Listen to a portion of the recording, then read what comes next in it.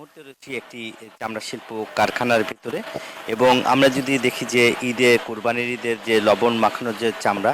সেই চামড়া কিন্তু আপনারা দেখতেই পাচ্ছেন যে এখানে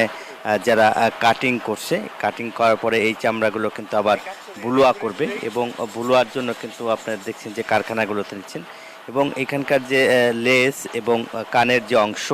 এবং সাইডের অংশগুলো কিন্তু কেটে এগুলো কিন্তু যে কাস্ট, সে কাস্ট করে তৈরি করেই কিন্তু যে ভুলুয়ার যে কাজ, সেই ভুলুয়ার কাজটা আসলে করছেন। এছাড়াও কিন্তু আমরা যদি কারখানাগুলোতে দেখাই যে পুরাদমে কিন্তু কারখানা কাজ চলছে এবং শ্রমিকরা কিন্তু যে ঈদের পরে তারা এসেছেন এবং আসার পরে কিন্তু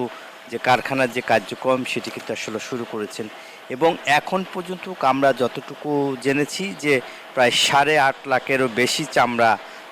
ট্যানারিতে ঢুকেছেন এবং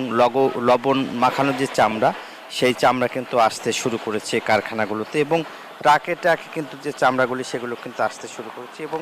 আমরা যদি আপনাদের যে আপনারা জানেন যে এই কারখানার যে কার্যক্রম সেটি কিন্তু এখন পুরোদমে চলছে, যেহেতু ঈদের পরে ঈদের 7 দিন পর কিন্তু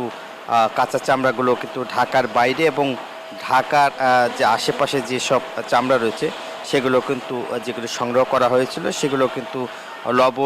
কাঁচা চামড়ায় লবণ মাখানোর যে চামড়া যাতে নষ্ট না হয় সেখান থেকেই আসলে চামড়াগুলি সে কার্যক্রম সেটি তারা আসলে করেছেন